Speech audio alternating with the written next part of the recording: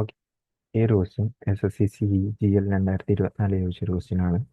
ഇതിനകത്ത് പറയുന്നത് ഒരു ട്രേഡർ എന്ത് ചെയ്യുന്നുണ്ട്, മർച്ചൻറ്റിൻ്റെ കയ്യിൽ നിന്ന് 9810 രൂപ വാങ്ങിക്കുന്നുണ്ട് ഒരു വർഷത്തേക്ക്. ഓക്കെ. ഓഫ് എ മർച്ചൻറ്റ് തിരിച്ചടയ്ക്കണം 9810 ഒരു വർഷം കഴിയുമ്പോൾ. Trader want to settle the account for 6 month. After 6 month 6 മാസം കഴിയുമ്പോൾ ഇത് സെറ്റിൽ ചെയ്യാമെന്ന് വിചാരിക്കുന്നു. The rate of interest is 9% per annum. How much cash he should pay? Okay. അപ്പോൾ ആദ്യം ആലോചിക്കേണ്ടത്, ഞാനിപ്പോൾ 100 രൂപ വാങ്ങിച്ചിട്ടുണ്ടെങ്കിൽ 9 രൂപ പലിശയും കൂടി കൂട്ടി 109 രൂപയായിരിക്കും ഒരു വർഷം കഴിഞ്ഞ് തിരിച്ചടക്കേണ്ട. ആ 109 കറസ്പോണ്ടിങ് ആയിട്ടാണ് ക്വസ്റ്റ്യനിൽ 9810 എന്ന് പറഞ്ഞു തന്നിട്ടുള്ളത്. 9810 എന്ന് പറഞ്ഞു തന്നിട്ടുള്ളത് അല്ലേ? അപ്പോൾ എത്ര വരും എന്ന് നിങ്ങൾ നോക്കിക്കഴിഞ്ഞാൽ 90 എന്ന് പറഞ്ഞു തരും അല്ലേ? 90 എന്ന് പറഞ്ഞു തരും. ഒരു യൂണിറ്റ് 90 എന്ന് പറഞ്ഞു തരും. ഡിവൈഡ് ചെയ്യുക.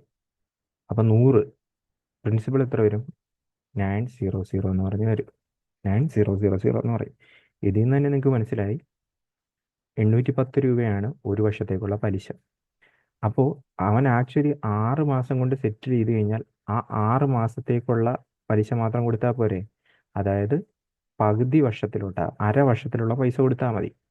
ദാറ്റ് മീൻസ് അവന് 405 രൂപ കൊടുത്താൽ മതി ഇൻട്രസ്റ്റ് ആയിട്ട്.